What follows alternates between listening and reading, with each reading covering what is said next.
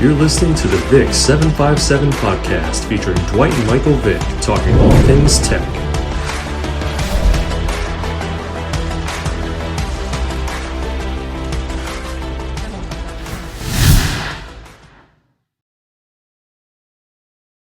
What's going on, everyone? Welcome to another edition of the VICK757 show, talking all things tech. I'm your host, Dwight Vick, former all-conference, all-Big East offensive lineman, and also, joined by my young cuz, the icon, all-conference Heisman finalist, Michael Vick in the building, MV7, man.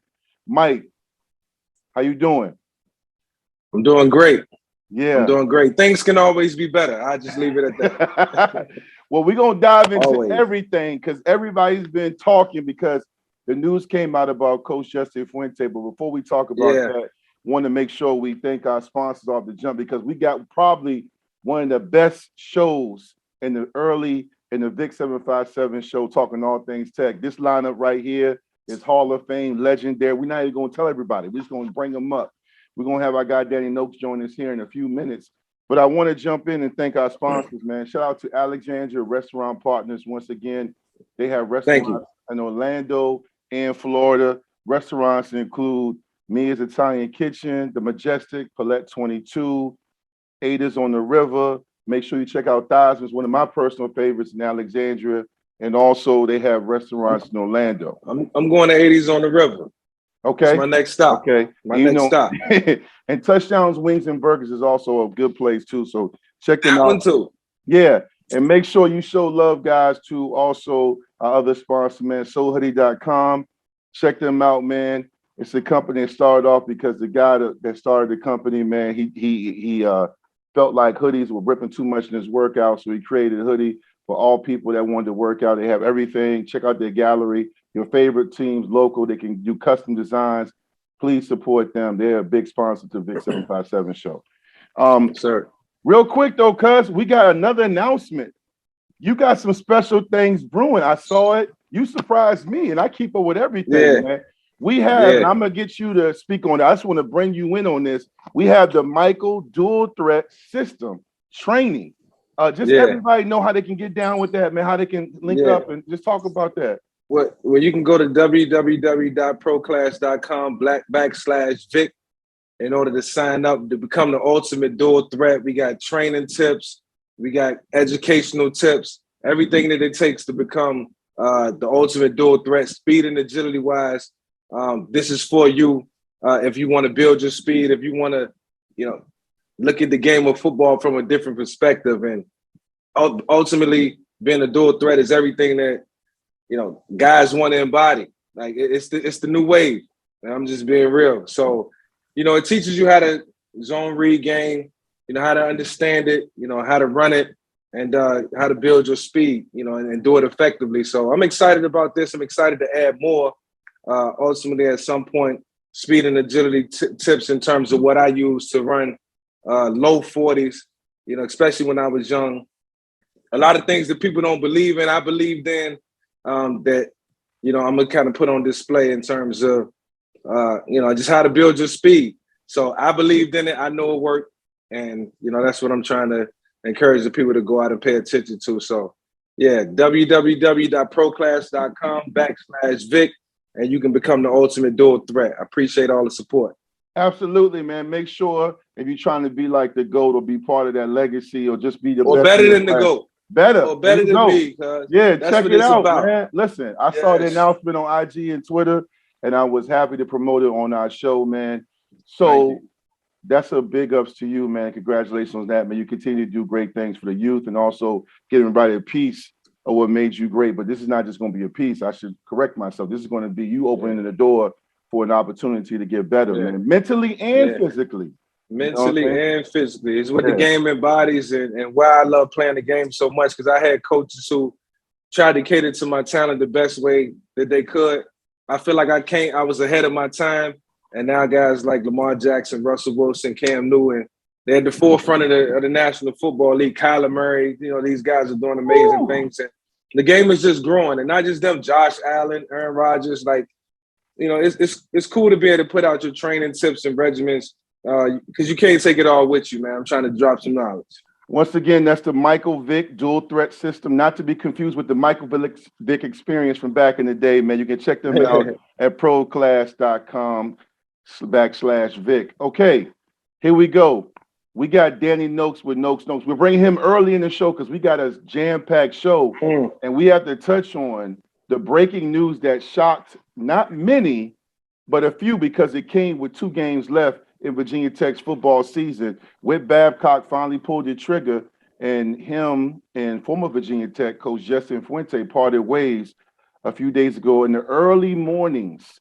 And Danny Noakes is here to talk about. Danny Noakes is my co-host of the Victory Life Legacy podcast, also covers the Washington Wizards, Washington football team, and your Virginia Tech Hokies, and sometimes the Maryland Terps. Danny, what's good, man?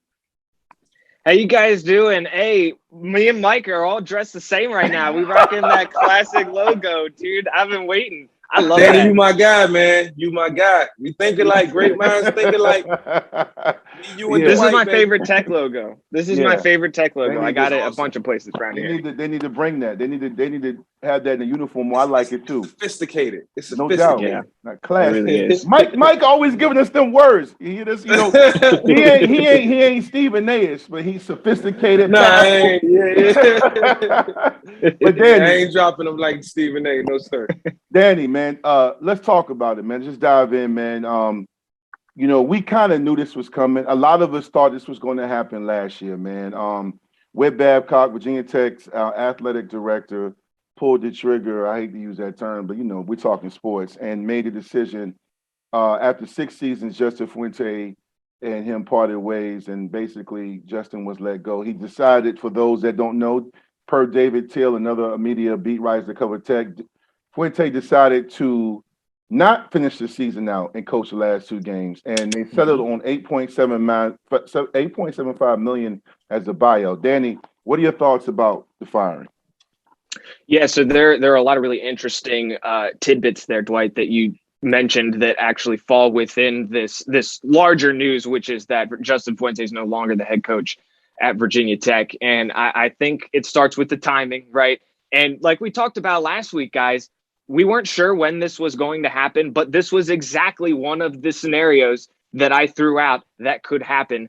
Let the guys get through senior day, let them play one last game at home under Coach Fuente, and then they might do it. I said that was a possibility, and here we are. Now it has actually happened. I don't blame Justin Fuente, first of all, for not wanting to finish the season, and I find it ridiculous that people are even criticizing him for it, considering the fact you've been crowing for him to be gone for the last 2 years. Not even the last 2 months. The last 2 years, most of this fan base has wanted him gone. And so the fact that there are actually people trying to put off that they're a little bit aggravated by the fact that he didn't want to finish the season and that he quit on his team, BS. Okay, you wanted him gone, and now he's gone. Okay, so now, and by the way, there nothing happens with him sticking around for another month or so, another 2 games. You know, he's obviously made the mark on his players, who all had very nice things. Not all, because there are obviously a handful of examples we all know about where players left and they didn't necessarily see eye to eye with Fuente. But guys, we saw the messages from the players on Twitter. They seemed to have a very positive reflection of Justin Fuente as their head coach. And so it's obviously it's a tough time, because now for Whit Babcock, the athletic director, he's got a tough road ahead of him. He cannot screw this one up. I mean, another thing that we talked about last week was the fact that this is the second football hire that did not work out for him. He hired Tommy Tuberville at Cincinnati, and somebody brought that up in the press conference earlier this week, and he even had to chuckle at that and say, "Yeah, I can't." You know, he doesn't want to remember that either. So it's crazy, man. It's the news itself is not surprising. The timing, maybe a little bit more so. You also mentioned that they negotiated it down to $8.75 million. So it did save Virginia Tech a little bit from that $10 million that it was going to cost them to let him go. But it would have come down to 7.5, obviously, if they had waited to that date in December that was within his contract. Now comes the hard part. Now they got to find who's replacing him. I mean, I've got articles pulled up right here about some of the top prospects right now, and I remember this whole thing when it played out in 2015. You know, when Coach Beamer announced his retirement, and we had kind of a similar final month of the season where we were just speculating on who the next guy was going to be. And I mean, there's going to be so many smoke screens, guys. There's going to be so many rumors. There already are, by the way. So Danny, it's crazy. Danny, by this happening so abruptly, do this give Virginia Tech the liberty to go out and start the search early? I think so. And I think that's part of why I don't mind Justin Fuente not wanting to finish the season here. I think you let the school move on. He himself is able to move on and go figure out what he's going to do next, figure out where he's going to have to move his family to. And a lot of people, you know, forget that that's a big part of this. You know, he has a family that lived in Blacksburg with him for the last 6 years. They were at every single game. And upping them and taking them to a completely different state is not going to be easy. So it definitely, the timing of it gives Virginia Tech, I think, a little bit more time in the spotlight to, you know, and I don't mean this from like a media coverage standpoint, but now Virginia Tech is one of the best jobs available right now. But there are other jobs available, and there are other good jobs available, like LSU. So as we start to hear some of these names come up, we're also going to be asking ourselves, you know, is Virginia Tech their top candidate? And that's where things are going to get interesting, man, because, you know, I keep – yeah, go ahead, man. Nah, I'm just going to say this to you and Dwight. Jim Moore Jr., who was my head coach in Atlanta, just got hired by the University of, I think it was Connecticut. Mm-hmm. I think he would have been a good hire. Danny, if you can, throw out some names, some of the names that you've probably heard that's in the ballot already. Well, I'll give you the name that I'm hearing the most right. Yeah, that's fine. I'm gonna drop those grains of salt though in there, you know, just to say these are just what people are saying on Twitter and whatnot. Yeah, right. So the name that I'm hearing the most from Tech fans that they seem to like the most is Billy Napier, who is currently the head coach at Louisiana. And I've read. Obviously, if you look at his record down there, it's very good. And he's had some higher profile position coaching jobs at some other larger schools. But I read an excerpt today about his work ethic and the way that he kind of runs his program and how no detail is too small for him to overlook and how he really runs his program a lot like Nick Saban. I don't know a whole lot about Billy Napier and you know, that all sounds good and whatnot, but so much about this is going to be fit, right? And I remember having this conversation with Dwight when we were talking about who was going to replace Coach Beamer. And a lot of it the talk surrounded fit. Will he be a part of the culture in Blacksburg? Because part of what didn't work for Justin Fuente was, and a big part of it was recruiting, but he just really didn't seem like he was able to connect with the fans or he connected with his players, right? I thought the key play had a tweet in the last 24 hours or so, and I'm going to paraphrase it here, but I actually thought it was really insightful. And then I'll cite something else that I'm looking at here on their site, just because it's another name to be thrown out there. But basically what the tweet said was the players got a completely different version of Justin Fuente than anybody outside of the program did, not just the media, but the fans. Like you never got to look behind the curtain. He basically put up a wall around the program so that you couldn't look into it. And as someone that was boots on the ground in Blacksburg for the first 3 years of his tenure, that's absolutely the case. They would not give us any sort of media coverage. And maybe that was because I was the local radio host. They kind of, I mean, even people within the Virginia Tech athletic department just, it makes no sense. But it makes no sense. They even treated me like I was, you know, just like some hot take guy or whatever. But that's besides the point. But we never got to talk to Fuente. We never ever got to talk to Fuente. Only they would give him to, you know, the Andy Bitters and the David Teals. But you know, not the kid fresh out of college that's, you know, trying to make a name for himself.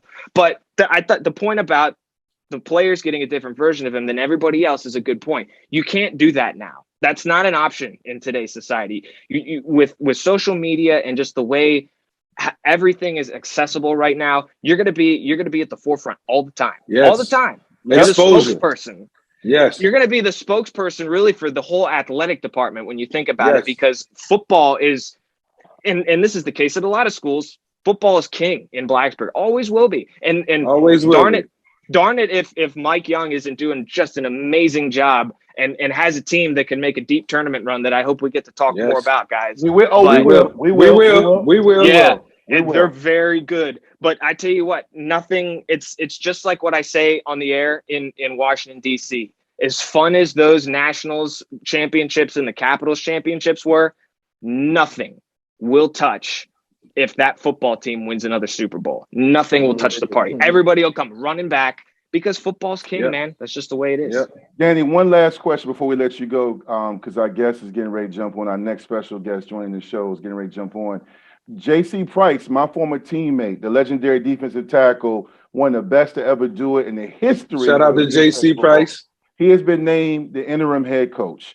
He takes over at a critical point in the season with Virginia Tech at 5-5, need to be bowl eligible to beat their two biggest rivals, Miami and UVA. Miami this Saturday night, 7:30. If you're J.C. Price, or if you're just us three observing this program, what should we expect from J.C. Price as he leads this team into Miami? Fire and brimstone. That's what you should expect. Fire and brimstone. I think he's been waiting for his shot to coach this football team. He loves Virginia Tech and obviously has been a part of the program in a number of different ways. So I think I've been saying the whole season, those back-to-back road games at Miami, at UVA scared me the most, and they still do. But I think now with him as the head coach, I think that the players are going to come out with a little bit of a chip on their shoulder. And J.C. Price is going to give them. He's gonna. There's going to be a little bit more of a free-spirited performance from the team because, I mean, what else do you do when your head coach just got fired? And that's technically not what happened. They parted ways. They parted ways. But you know what I'm saying. So I think they're actually in as good a position to win these last two games with J.C. Price as their head coach as they would be if Fuente had stayed the last couple of games. Now, how do you go and beat Miami? Well, the keys are like what they always are, guys. I mean, you can't fall behind early. You can't give up big plays, and you got to be able to run the football. And they've done that in certainly in the win against Duke. But I mean, who knows what to expect with this team. The last thing that I will say, though, because I didn't get to it right before I was talking about the key play and the other name that has popped up here, I'm going to bring it up so I can shoot it down. It's Dave Clawson from Wake Forest, and there's a report that supposedly said he's emerged as a top candidate at Virginia Tech. And that just is definitely not true. There's just there's no way. And he's a guy that you'll probably hear floated around because he's an ACC guy and he's down there at Wake. But first of all, if that came from anybody, it came from his agent because he's going to get his. You got to throw the names out there. It's a game. He's going to get his guy a raise. I ain't mad at him, man. So it's not going to be Dave Clawson, though. It's not going to be him. I promise. Well, we appreciate you, Danny, man. We definitely glad it's you that's always making your weekly appearance. Thank you again, man, for your notes, man. We appreciate you, man. We'll see you next week, hopefully after Virginia Tech win against Miami, man. Have a great one. Yes, I'll talk to you soon, boss. Thanks, guys. Appreciate you. Talk soon. Yes, sir. Thanks, Danny. That is Danny Noakes, ladies and gentlemen, joining us, man, and giving us his notes. Now we have in the building one of the best to ever do it.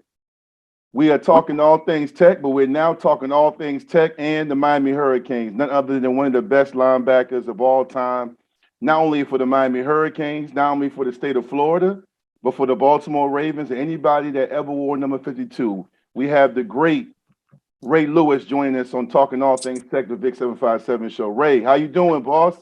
I'm good. I'm real good until I heard we talking all things Tech. Well,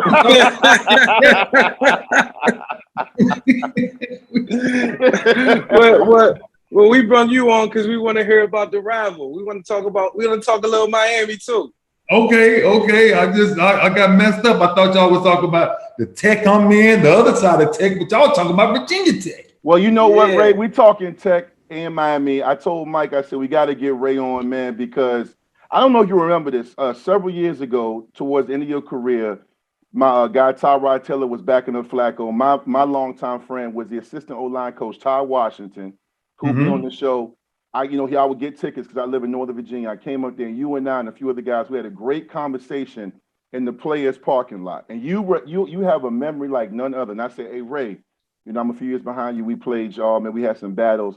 Do you remember when we first beat y'all in 95? Y'all were ranked. We were 0-2. He said, do I? He said, I remember. You remember that, man?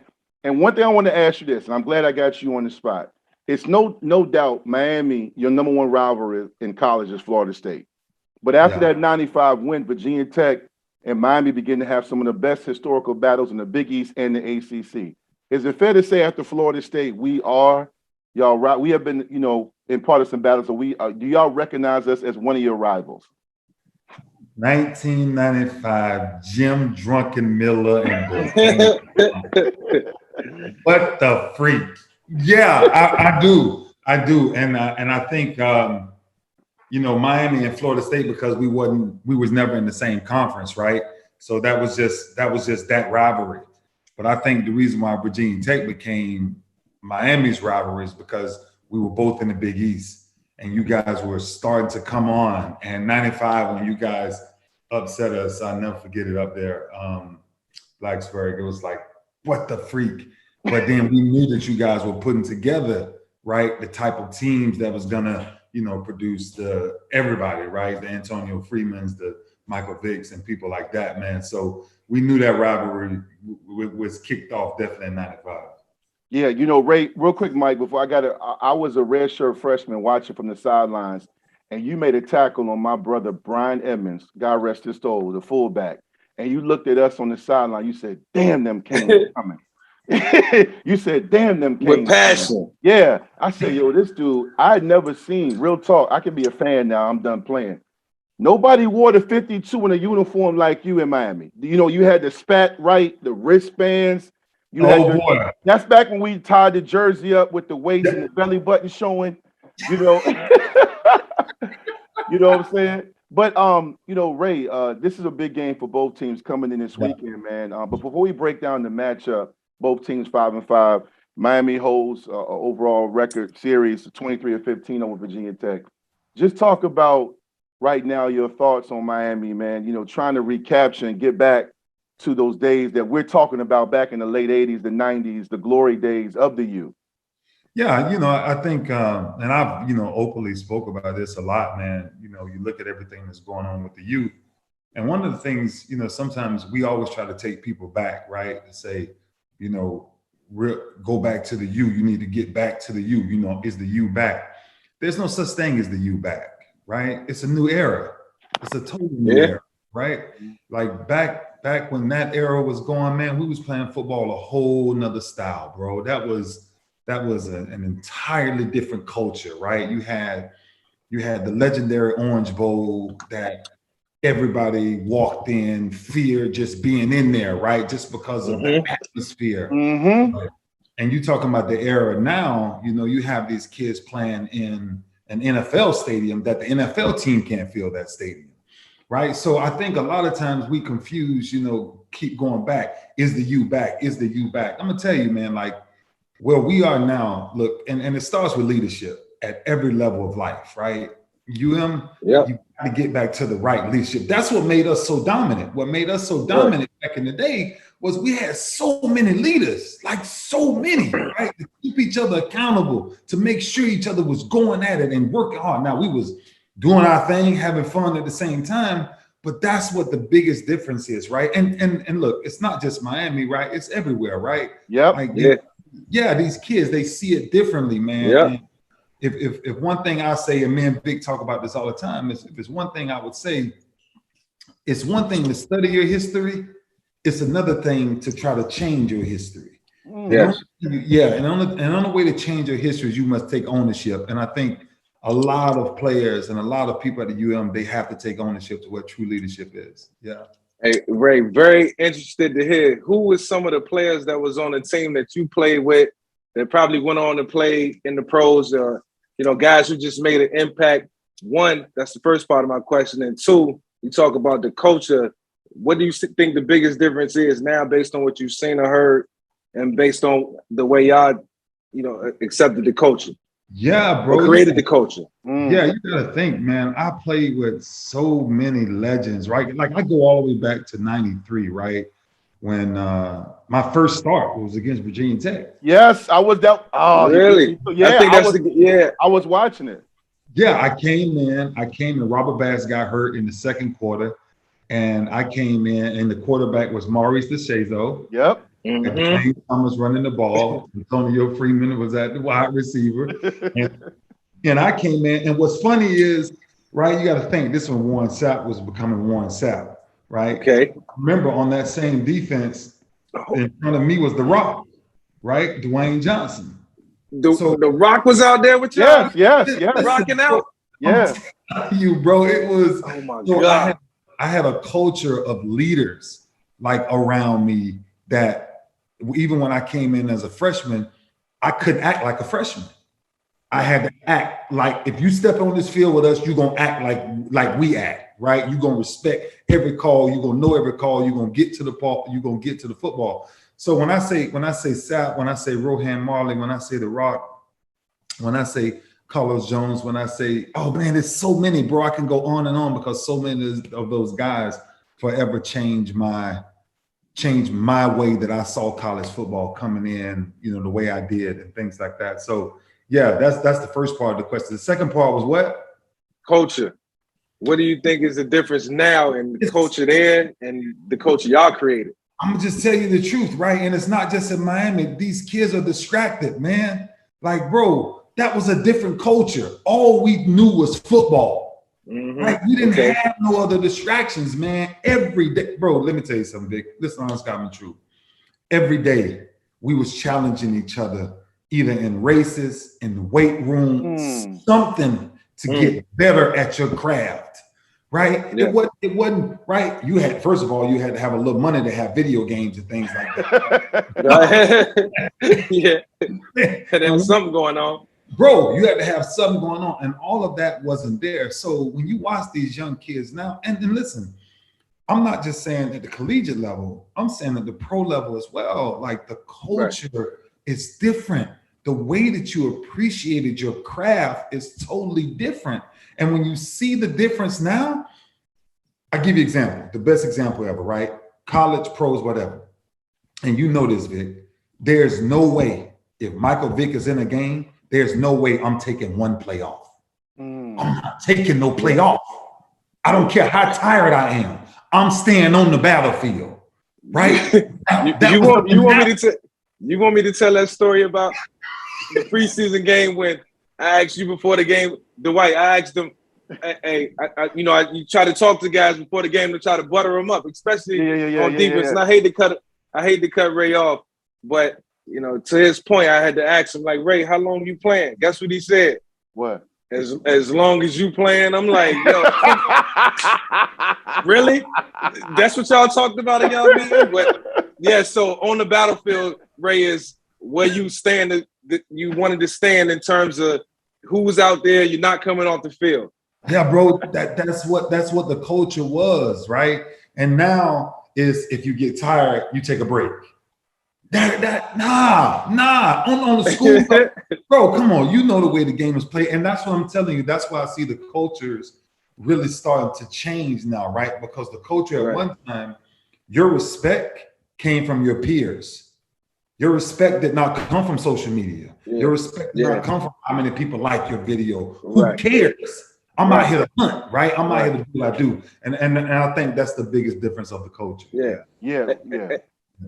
Hey, Dwight and Ray, I wonder if both teams, so respectively, Virginia Tech looked at Miami, and when we seen them on the schedule, we like, man, it's about to be a war, and vice versa. Miami, Virginia Tech, like, because I heard stories, Santana Moss and those guys used to tell me, look, y'all had to get ready for us. Absolutely. I wonder if it's the same mutual respect, Dwight, in your era, going against Miami, how we felt going into the game as Hokies. So I wonder if that same respect still there amongst both teams. That's what you actually beat me to my question, because I know for me, when I was there, you talking about me going against Dan Morgan, Nate Webster, Damian Lewis, okay, Yes. Ed Reed when he was young. I remember him blitzing through my gap. You talking about, to me, I played in the old Orange Bowl. I was there in 96 and 98. Right. I was there when Keion Carpenter got the pick for 101 yards. I remember everybody on the plane back from the old Orange Bowl. You can have Sharon Stiff, all the players. We all had to get IVs just about. Everybody was going through water, and we played them in a primetime game. We were both ranked. And I just remember being like this, seeing Miami always had that Florida, South Florida energy. People in the stands, we were warming up. We were warming up. We saw Bernie Kosar. We saw P. Diddy, J-Lo. It was stars. It was equivalent to playing in Madison Square Garden when you play in the NBA. That's what it was in the old Orange Bowl. That's the culture. To Ray's point, I'm not sure these young guys understand it. I do know both teams, Virginia Tech just went through a coaching change. J.C. Price, who played in these classic games, is now the interim head coach for Virginia Tech. He played in that 95 game, played against Ray in 93, but he was on defense as well. And then you have Manny Diaz, the head coach at Miami. They also are 5-5. Both need a win to get bowl eligible. So you're going to get their best effort. But as far as the golden era, the rivalry, I don't know. I think they know they need to win, but I don't know if they know about that mystique. Ray, before we talk about the rivalry, Yeah. So you mean to tell me that you played with Warren Sapp? Y'all was on the same defense. You and Warren Sapp on the same defense. On the same defense. He was the three technique. He was the three technique. He was the three. Dwight, come on, man. Hey, I was so happy I was red shirting. Who was the quarterback? Jim? Jim had to deal with that? No. Maurice. So that's right. So in 93, Maurice. Yeah, Maurice did. Okay. So Tech was battling, man. But look, we forgetting some people. Right? No, you gotta talk. I don't know if they were on that team, but I know Kennard Lane, Holmes. Man, they had. Listen, I'm telling you, they had. We all came in together. Yeah. What's his name? Caesar. Mark Caesar. Yeah, bro, we was loaded. We was loaded, bro. I'm telling you, man, it's so many of us, and that's why I'm saying, like, I don't know if they understand the culture of what the Virginia Tech and Miami rivalry actually meant. We used to sit there, bro, and they used to create highlight tapes, right, of just different things about when we got ready to play the Hokies, right? And we used to watch like a 7 to 10 minute tape. And all these great plays and be like, okay, right? And then we already getting our mind right, like, look, this war, like this just like Florida State. You know what I'm saying? We don't like them, they don't like us. And and I don't know if it comes down to that now, right? Because I think the guys, I think to your point, I think they're more desperate to get the win, right? Because the win solves a little problems, right? But it don't cure them, right? It just solves them right now. And so I think both teams are looking for that for that this week. Yeah, Ray. Go ahead, Mike. Real quick. Did you ever stick Ken Oxendine? Did you stick him? Ken Oxendine, number 28. Shout out to Ken Oxendine. Yo, was he 28? Yeah, he was 25. Yeah, 28. Okay, He was 28. He stuck him. Yeah. I love Ken. Shout out to Ken. That's my guy. Mike, you were still at Newport News. You were still in Ward. I was there. I saw it. Ray was all over the field. And with Dwayne Thomas, Brian Emmons, Ken Oxendine, Marcus Parker, he was everywhere, man. And, we had on our side, we had Myron Newsom. So, I mean, you talking about, listen, as a redshirt freshman and as a redshirt watching those games before I got my time to take over, you talking about the highlight of the epitome of toughness and physical play. And keep in mind, during that era, and Ray can attest to this, you also had West Virginia, Syracuse. Oh, boy. You're talking about Pittsburgh. You're talking about back boy. then. You're talking about you had to be a man. You had to be a man. Yes. You had to, like to Ray's point, you had to grow up fast. Yeah. So there was no ducking. There's no duck. There's no No, duck. it won't no ducky. You ain't no getting out of this. Bro, because the game was different. So Virginia Tech, just like Miami, just like Pittsburgh with Billy West, just like oh man, I could go on for days, bro, with our conference, bro. But I'm telling you, like, we were playing football back then, Mike, where you was in I-back formation and you know the ball, you know where the ball coming. Yep, strong, near, weak. Yeah. Listen, get it. Let's get it. I ain't trying to trick nobody, man. And that's Dwight, I know Dwight. I know you like that type of action too, because that's just lining up Archie and Edith, Tom and Helen counters. You know what I mean? That's hard-nosed football. Yeah, and that's why I said, you know, after we played them, I always felt like if I had a good game, I felt like I could go against anybody. One of my highlights of my career, man, was going down there as the game I mentioned, my last time in the old Orange Bowl. We were the only primetime game on opposite Tennessee and Florida during the Spurrier day. And we were playing them against, I mentioned, Dan Morgan. Damian Lewis was an animal. He was a handful. I mean, I'm holding on for dear life. And Al Clark threw the ball to Ricky Hall in the end zone. And then, you know, they got the ball back. And keep in mind, they had Edgerrin James, Portis and them on their way up. Their backfield was stacked. Butch Davis, you could tell he was building something. And to their credit, the one thing I always envied Miami of is the fact that they were able to regather themselves and get over the hump and win a national championship. And that's the one thing we still haven't done yet. But I always felt like they were the standard. And to your point, when I got to Tech, one of my primary goals was to be able to say I played against guys like Ray Lewis, because growing up in 757, we had our own history, but you knew about Miami and Florida State. Guys rushed home from JV and varsity games to make sure mom recorded that on the VCR tape that you want to see those guys go at it. You know what I'm saying? Ray, let me ask you this before we let you go, boss. Yeah. What should Miami fans and Tech fans expect? This is a primetime game. This is not what we're describing, but it's still a big game. Believe it or not, Miami is still very much alive to win the Coastal. They're right there with Pitt and UVA. Virginia Tech has also got a slim chance.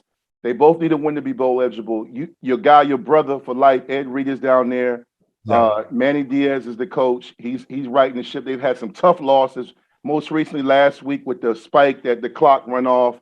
That was a tough loss to your rival, Florida State. But what should we expect this weekend in the primetime matchup? Honestly, you know, I think both teams are desperate. I think both teams understand where they're at. Speaking about Miami, you know, they're going through a lot of things off the field, right? AD just getting fired. So it's a lot of things going on. But I think they understand the importance of winning this game, right? The importance of what it means to actually possibly win the Coastal, right? After dropping. And you got to think about something, right? We're doing this with a bunch of young guys. So when you can get young guys to learn in through adversity, then you can find you some good sophomores, some good juniors to come back in the next 2 years to understand the standard of what we had back in the day, right? And that's what I think is at risk here. I think at risk here, and just like for BT, it's like, look, who wants to go into a season and say, man, we had a losing season, right? Nobody does. Junior, freshman, sophomore, whatever you may be. So I think all cards are on the table this week. And I think they know. I'm telling you, look, I know this is tech on here, but I'm telling you, you coming to play some football this week, and we trying to get a victory. We need a dub. Well, definitely on both sides, it need to be reiterated. This was once a rivalry. Yes. And for both teams to go out and compete and be competitive, and I'll say this, Ray. Two things. The one thing I knew, Dwight, as a redshirt freshman, when I traveled with the team and we was playing the Miami Hurricanes, and Dwight, y'all was out there trying to stop Edgerrin James, and you was on offense, but you know, the matchup in general. I'm on the sideline saying to myself, this is the team to beat.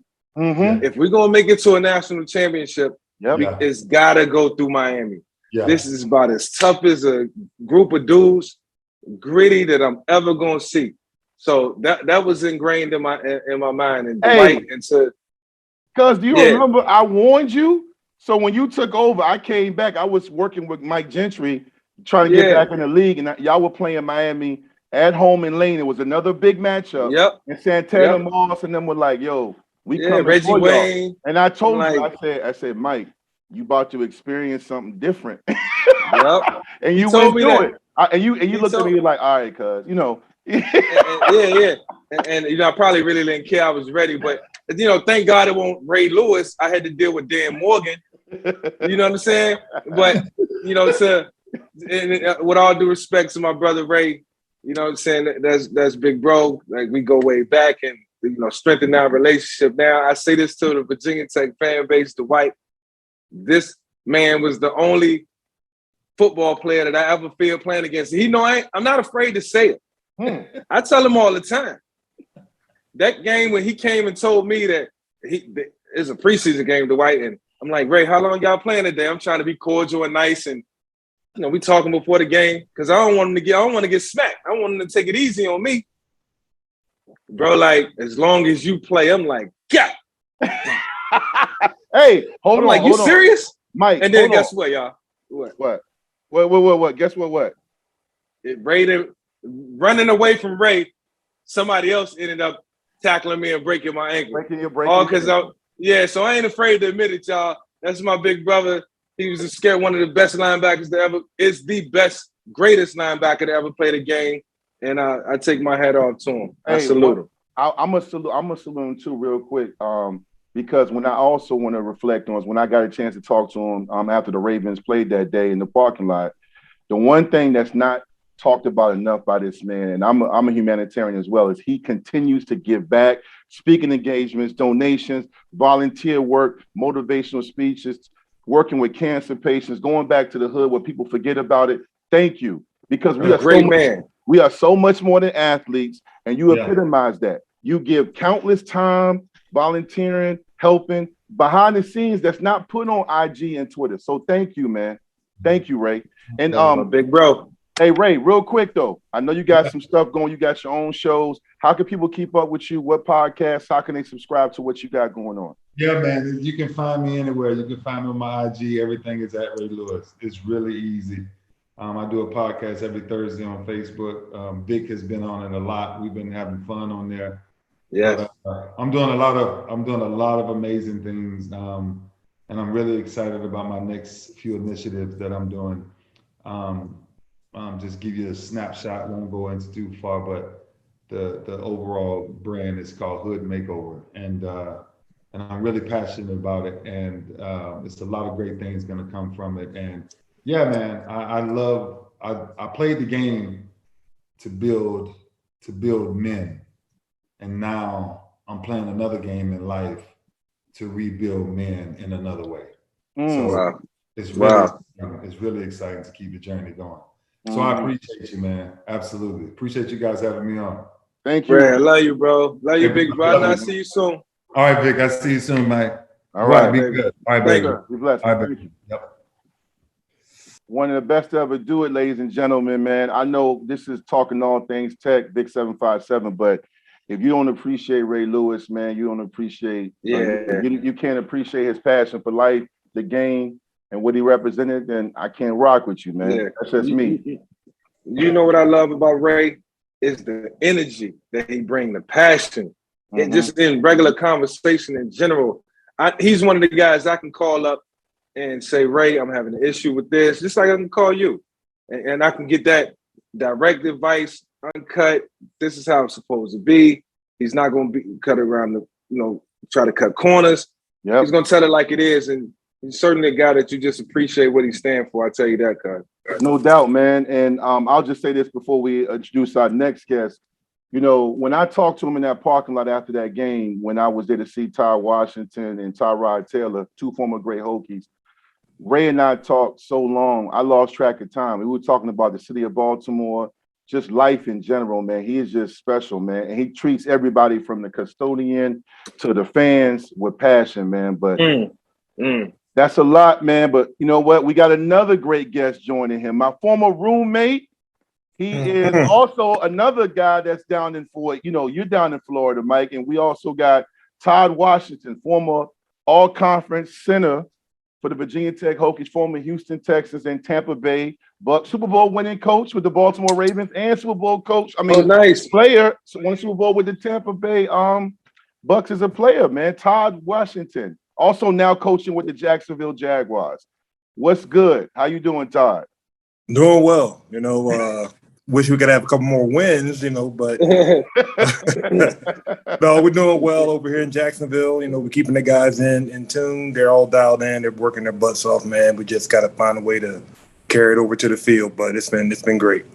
Hey, Todd, Dwight said you got a ring with the Bucks, so that had to have been 2002? Yeah, the 2002 season. You was on that team? Yes, I was. All right, so let me give y'all the rundown of that team. I ain't gonna take the spotlight away from you, Todd. No, it's okay. But That's fine. That's fine. Derrick Brooks, Simeon Rice, Warren Sapp, Rondé Barber, Lynch.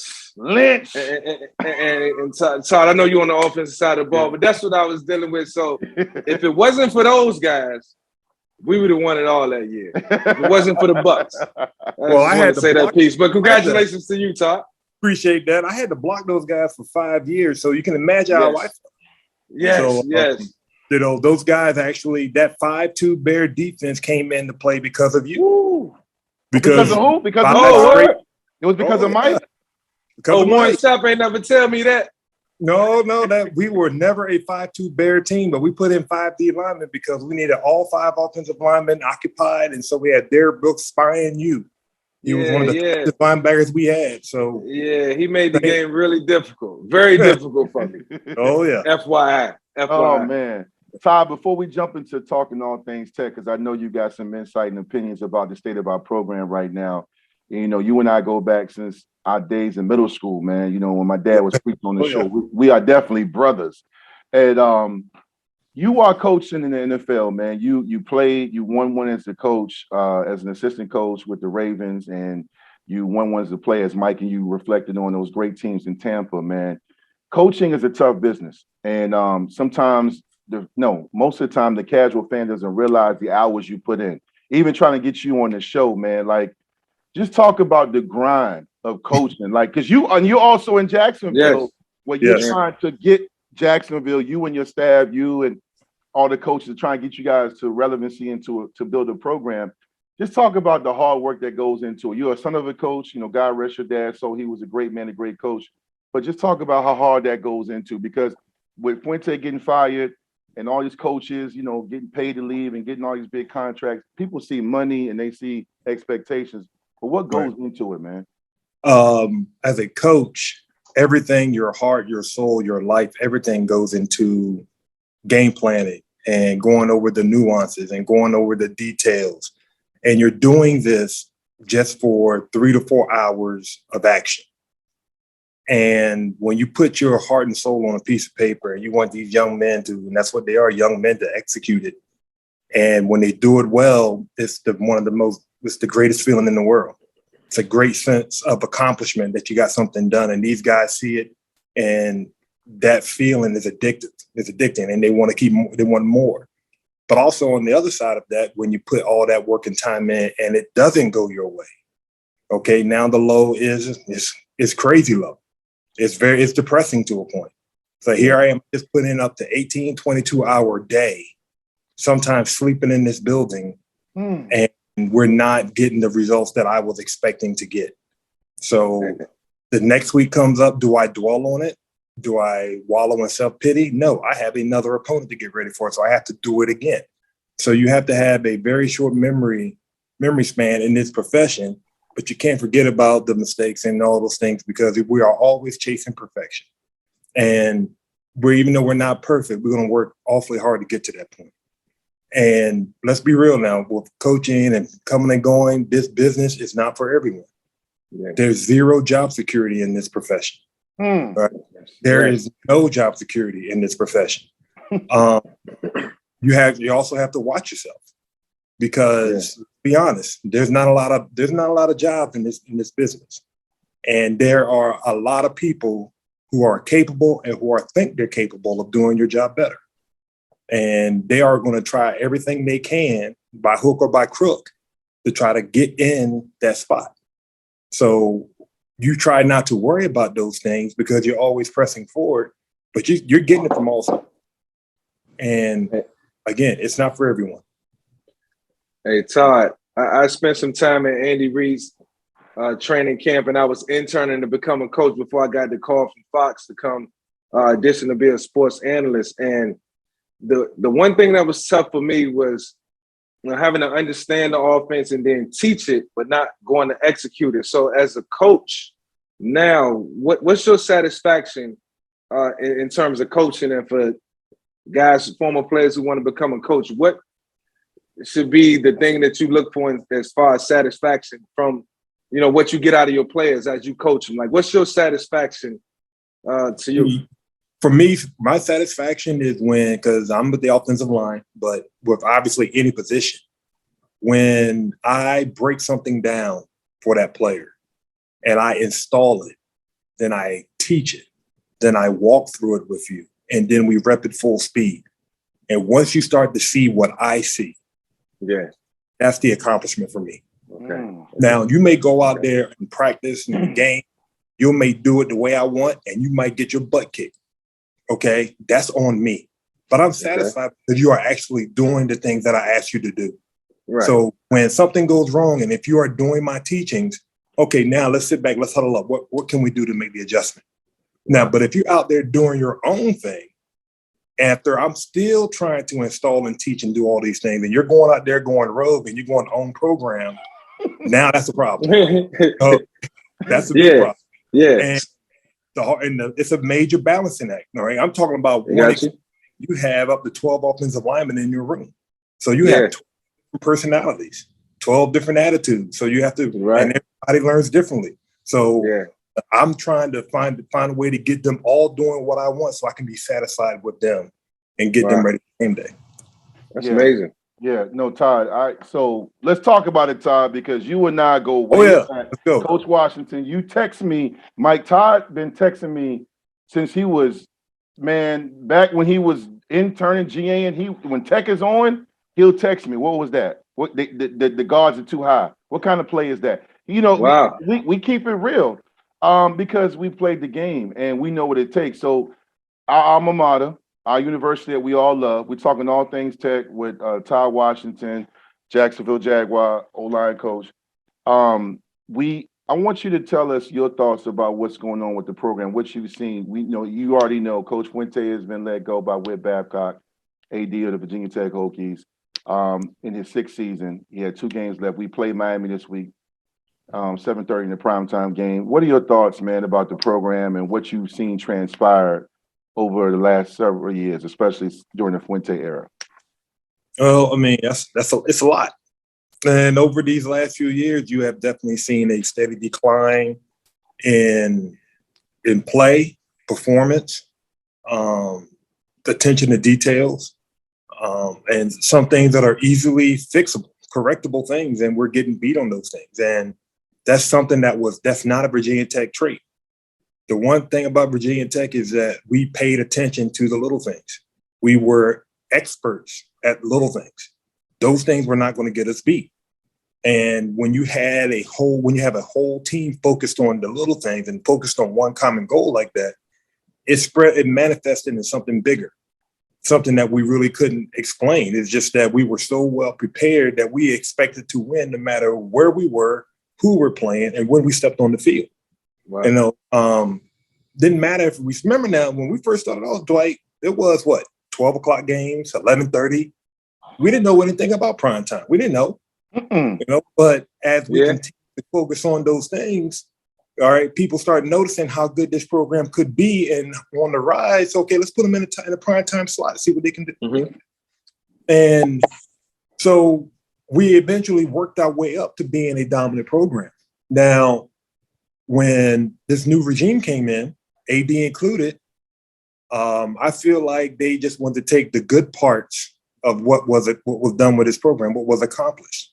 You just can't take a hashtag and some catchy slogans and stick it on a lunchbox or stick it on the ground on the football field and say this is what we're all about. There is history and story behind Beamer Ball. There's a history and story behind LPD, DBU. All right, even the drive for 25, these hashtags and these catchy phrases, there's a story. There's story behind these things. And the players need to know it. The coaches need to know it. They need to embrace it. Because let's be real. And people may say this about their own respective universities, and I'm not going to challenge that. Virginia Tech is a very, very unique place. Thank you. You just cannot bring someone in.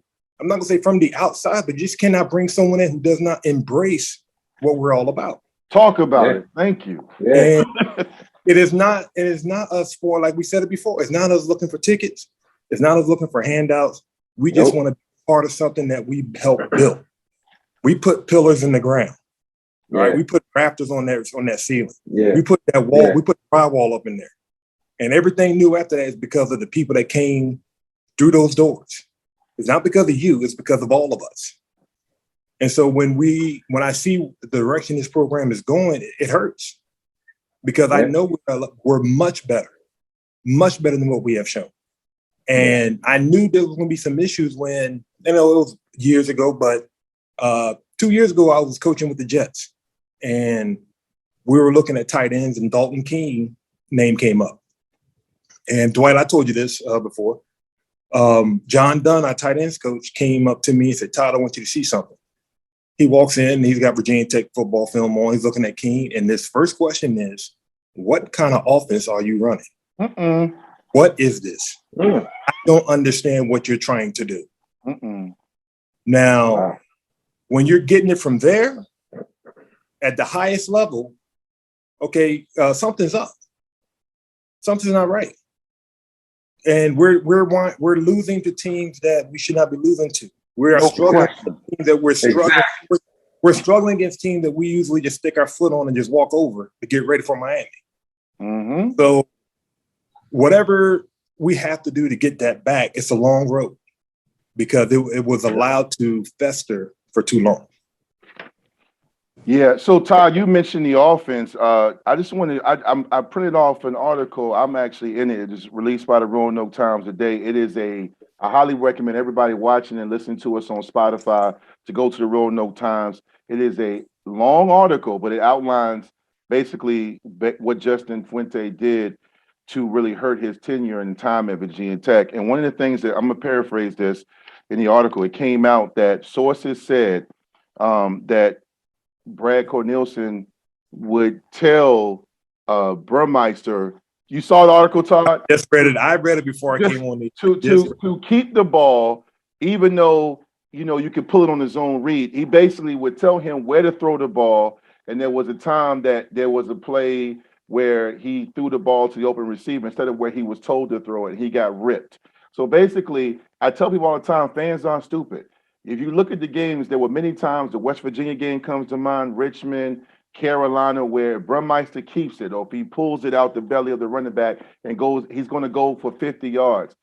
The preconceived throw the ball here. You talked about our offense, man. Us three are offensive guys. We just had Ray Lewis on. We got, a defensive guy. I'm going to wait till he gets on later, another Hokie coming on, but we're offensive guys. The mindset and to have an OC, if these allegations are true, what are your thoughts about that? Like, you talk about the offense. When you saw us play, like, did it frustrate you? Did you think it was basically, you just talk about it, man. Well, I've been a coordinator before. I've been an offensive coordinator at University of San Diego, and I put together an offense and all. And I never in a million lifetimes thought about telling the quarterback where to go with the ball before he has it in his hand. That's not playing football. Now, even when Vince Young started the zone and Texas had the zone read, the spread offense, when that first came in, they had a one read system going on in the passing game. All right. But you did not basically tell him on each play. He knew, okay, I have one read. He's covered. I'm going to the next. He's not covered. I'm running. Okay. You can't do that. I mean, it's plain and simple. You just can't do that because you're not developing anyone. You're not developing players.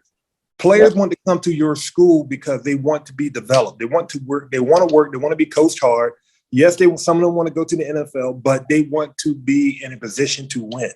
Meaning you have to let them play, give them all the tools you can, and let the God-given talents take over. But when you're telling and you're determining where the ball goes, you're making them robotic.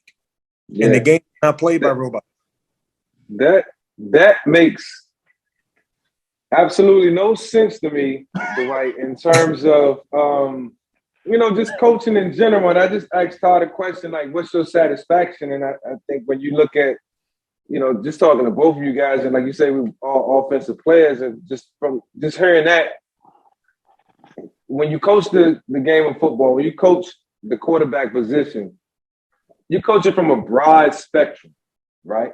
So I've learned that, over the years, certain concepts, every player is different, but every player is designed to be the defense. Now, what you as a coach have to do is help this kid understand how we going to beat this defense. Now, that happens in a multitude of ways. You telling the guy to drop back and throw it to 1 minute. What if they cover him up? All right, now where you going? Now, is he studying that it's a backside square out on if the safety come down? Like, what are you teaching?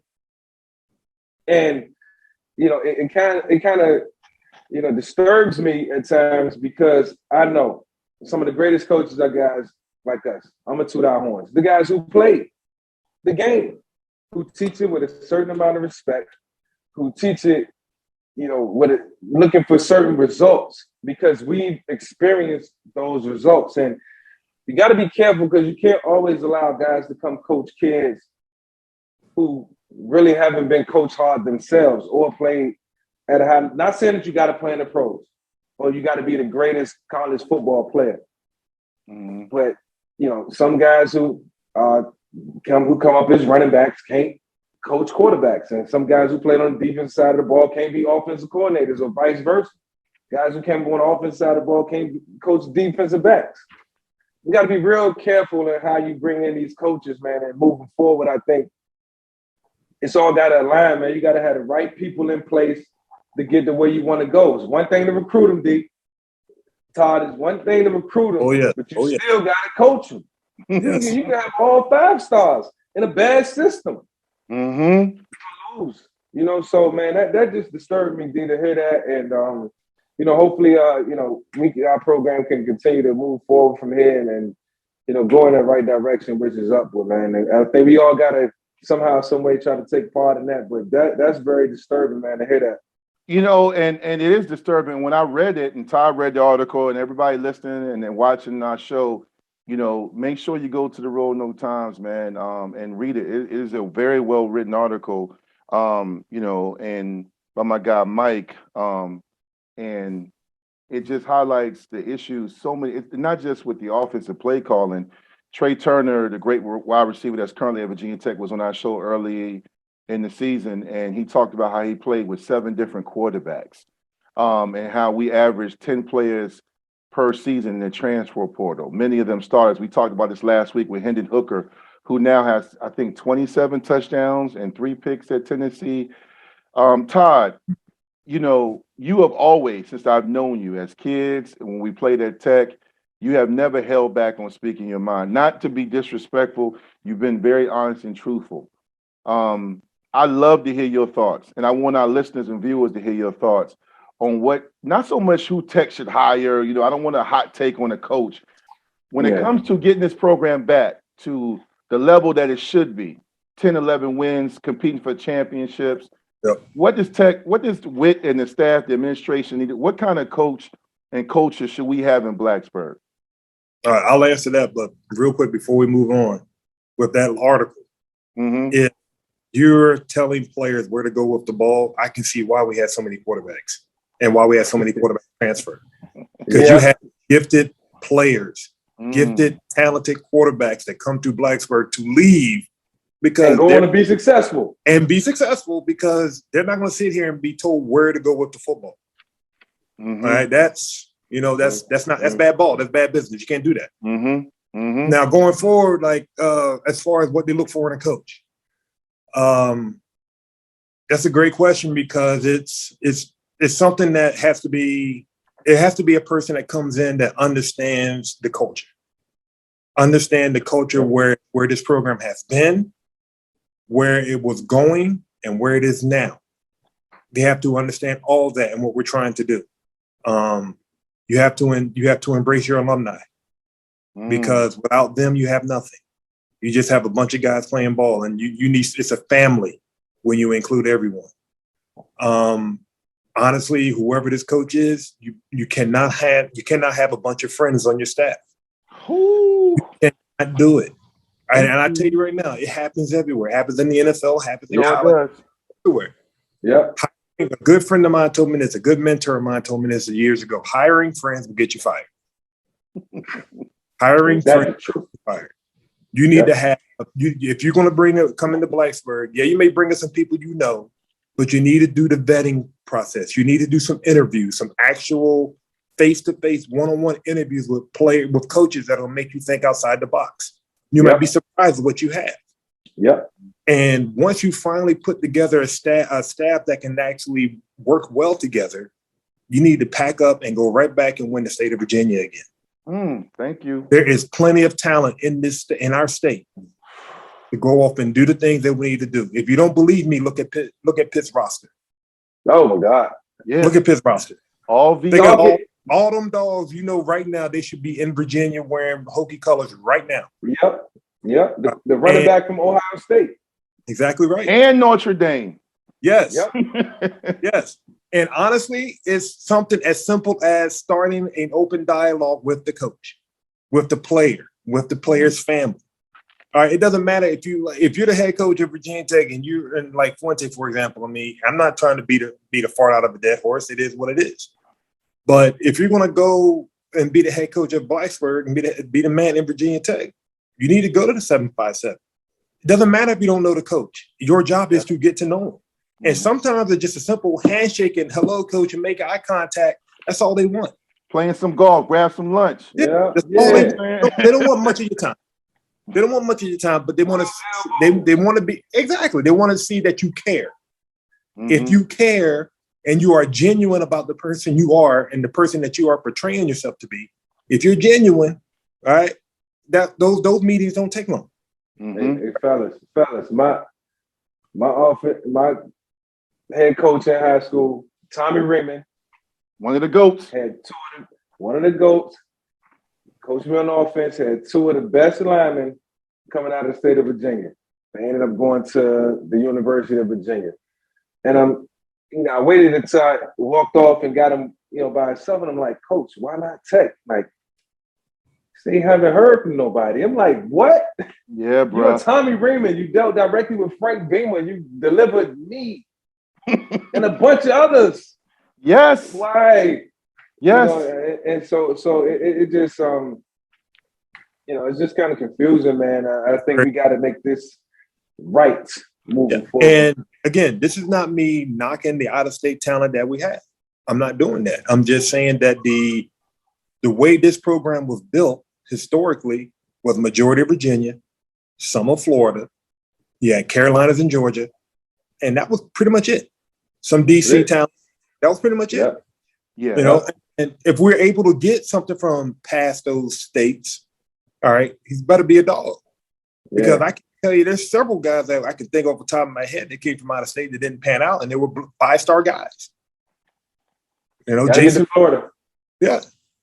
So I don't know where they were going to get their talent, but it reminds me of Hawkins when he left Boise State and went to Colorado. He had much success at Boise State at a mid-major school, and he won his big games, and he made his money, and he got his job at Colorado. Okay, now you're in a dominant conference right now. You're in a big conference. Those mid-major guys you're recruiting are not going to be able to play at that level. Some might, but if your whole recruiting class is those type of caliber players, you're going to struggle. Yeah. All right. You look at Fuente. You look at it here because I don't have much time to be that much in detail because of the things I have to do. But I know one thing for sure is you come from Memphis and you're bringing in Memphis caliber players. And I'm not knocking everybody plays football. Everybody plays at a high level. But again, there's higher levels. And you can't bring those Memphis talent types into the ACC and into Blacksburg thinking you're going to get the same success. No doubt. These guys are bigger, they're faster, they're stronger, and it means a lot more to these people. So when you start having struggles, don't be sitting there, don't clam up and be quiet. Look at your personnel. Why are these things happening? Look at your personnel, look at your coaches, make those tough decisions. And I'm sure that Fuente and Cornelson were best friends. I can't fire my best friend. And guess what? You got fired anyway. Yeah. Your friend got you fired.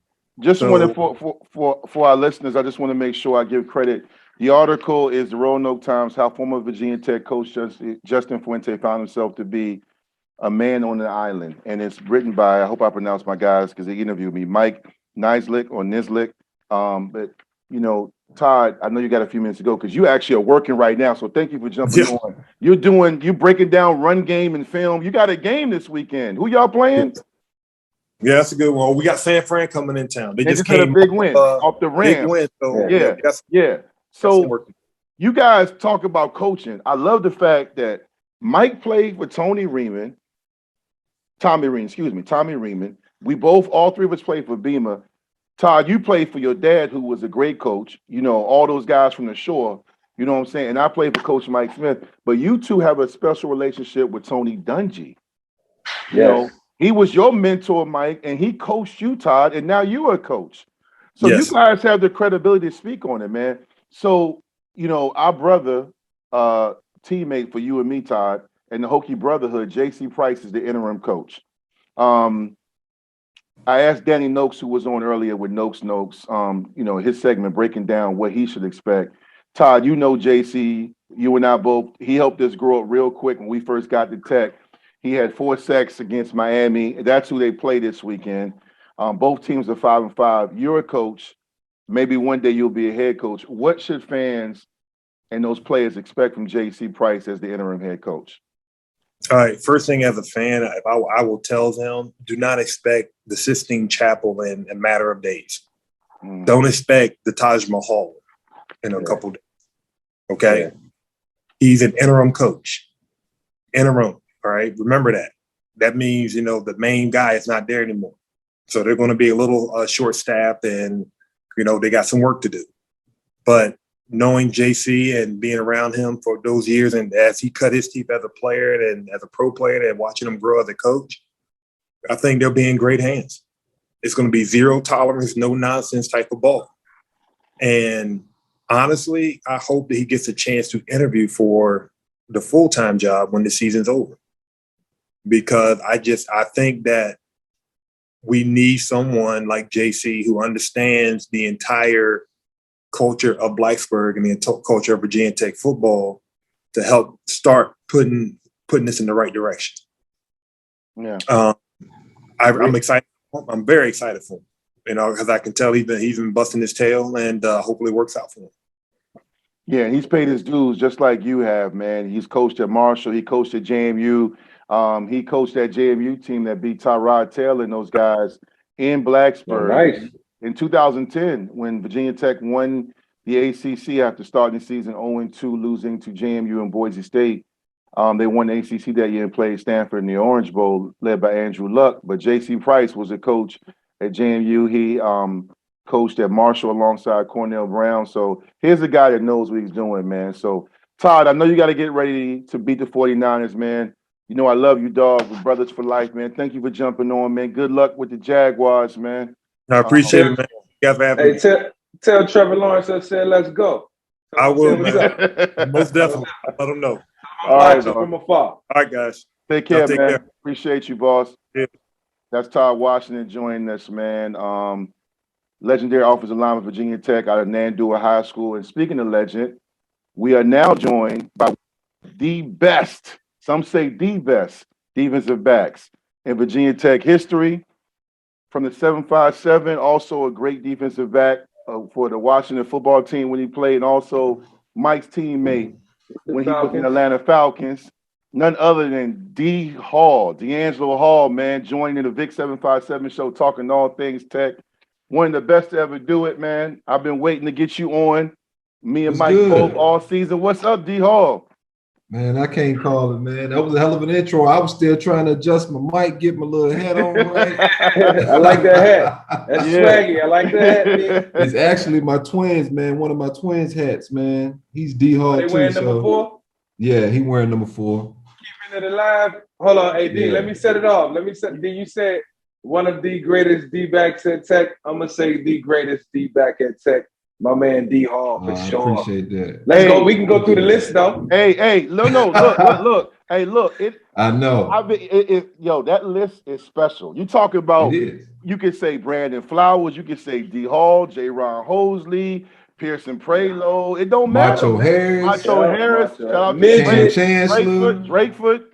Come on, man. Yo, man, we gonna get into all that too, man. Because I got a question for both of y'all. Okay. Y'all want to hear right now? Yeah. All right. So look, we all know what's going on. D, I know you know what's going on. We'll get into that as far as the Fuente firing and all that. But when you recruiting at Virginia Tech or any school rather, for all the guys we just named that was first round picks, that was corners, not all the offensive linemen, the quarterbacks, receivers, bro. Is that not like a recruiting tool? Isn't that a recruiting tool? The question for both of y'all: would y'all use that? Like Fuente had a chance to use all that. I don't think he used all that material. So many great players that came through this school, had success, and went on to the next level. You gotta keep that culture alive, man. Even if it's in recruiting. Yeah. No, Mike. 100%. You know, a big reason for me going to Tech was watching dudes like Ike Charlton, Anthony Midget, Ronier Whitaker. You know what I'm saying? Like watching them dudes, Corey Bird, watching all them dudes play, watching you. You know, that's what it was about for me. And so, yeah, man, for Tech to not use all of us, man, like, and I was public saying I wanted Shane Beamer. I think Shane's pretty special to the program. I think he's a special coach, but that's neither here nor there. I bring his name up because through various stops Shane has been at, whether it was South Carolina, whether it was Georgia, whether it was Oklahoma, if it was a dude Shane felt like he could get and would get me on the phone, you know what I'm saying? If that would help, Shane made no hesitation to pick the phone up. Hey, D Hall, I got this stud kid. Whoop. Please, can you talk to him for me? And I don't feel like I ever really got that from Tech, from this regime. You know what I mean? Right. And you got to use that, right? I mean, it's dudes like Lamar Jackson idolizes you, Mike. You know what I mean? Like he went to Louisville. Yeah. It's so many dudes that I meet that are in the league that's like, man, Tech was in my top 3. I'm like, for real? Like, why you not go there? It's like, man, I don't really know. But I'm like, bro, if I'd have known you were in Tech top 3, it's no way I wouldn't have picked up a phone and said, hey, yo, young fella, what's up? This is what Tech got to offer. This is what it did for me. Whoop. You're going to always have a friend in me. You know what I mean? It's the little things like that, man, that to me go a long way in recruiting. You know what I mean? Listen, Mike, let me answer that question, man. I don't think my guy knew. I don't think he knew the DBU legacy. You know, even though it's nationally known, people from LSU know about it, Georgia. Everybody knows about the defensive back legacy of Virginia Tech. It's hard not to. You know, D Hall talked about we would kill ourselves on this show trying to remember all the guys that lined up, even going back to the 80s and the 70s. You know, at the end of the day, you gotta want to care. You gotta want to know. D Hall, I saw the video you and Brendan Hill released. I didn't have a problem with it, man, because to me, when you got D'Angelo Hall and Brendan Hill, 2 great players that played at Tech, and other players like yourself speaking on it, that shows it matters. That shows you guys care about the program. You played in Oakland, Washington, Atlanta. You've been at the pinnacle of pro football, you and Mike, and y'all still check for y'all Hokies. And Dwight, let me jump in there. And the reason, man, I'm so passionate about Virginia Tech, you know what I mean, and about making sure we get the right person is because I know who I was when I went to Tech. You know what I mean? As a 17-year-old, not really being around, you know, a whole lot of different kinds of people, you know, not really having a dad in the house. You know, what my coaches meant to me, what other players from my area meant to me, understanding I had that comfort zone. And so, like, I put myself in these kids' shoes so many times, and I'm just like, bro, I would never be blessed in the situation I am right now had the things that are going on in Tech the last couple of years were going on when I was there. And I just want to save that. I want to be able to have these kids come from all different backgrounds and walks of life and have Tech be that sanctuary where they feel like, man, I can go to my coach's office and talk to him about life, or my coach really cares about me, the person, because that's the way I always felt when I was at Virginia Tech. You know what I mean? And I tell this story all the time. I almost feel like my biggest regret is not staying my senior year. You know what I mean? And not really giving our team a real chance with, think about if me and Kevin Jones stay on that roster, man. I think, you know, that team was already a hell of a team that played USC, you know, at FedEx Field, that played Auburn in the Sugar Bowl. I'm like, damn, I feel like I let Beams down, man, by being a little selfish, man. But you live and you learn, you know what I mean? But I just want to see these kids flourish, man. And I want to see the right coach in there, you know, that cares about the kid as well as winning games. You know, D Hall, you always been outspoken, but I remember, you know, when you got to Tech, man, and your punt return, and I believe you threw the ball in the stands. And I got Coach Beeman said, hey, you know, act like you've been there before. You like, Coach, but that was my first time, you know. But you, a lot of times since I've met you at your days at Tech and have been around you in different times, man, and even seeing you on TV in all the different formats, you've always been able to see things and prophesize things and speak things into existence because you were confident. One of the most famous times you did it on the biggest stage was against Miami, when you guys snapped their 31-game winning streak in the Big East. You said before the game, I expect us to win. I don't think Miami is the team that everybody thinks they are. And Miami comes into Blacksburg, and the notorious "Give It To Me, Roscoe, Give It To Me" called by Bill Roth. You stripped Roscoe from the ball and took it to the house. You set the tone that game. And at the end of the day, man, you had that dog in you. Not just because you're from the 757, but you had an aura, you believed in yourself. When you look at the kids there, we're not picking on the players there because we can all agree we want them to win, we want them to succeed. Yeah. When you look at the culture at Tech, you know, you've been following this program just like me and Mike over the last 6 years since Fuente was there. In recent years, can you speak on the issues you saw? Not so much X's and O's, but just from what you saw when you turned it on or when you looked at Tech. What was your issues and your concerns with the program? I mean, you know, you talked about the kind of player I was, you know, and I was an emotional player as well. You know, I was a guy who, you know, didn't always look out for the team. So I'm gonna say that first and foremost. I'm definitely a little hot-headed from time to time, especially the younger I was in my career.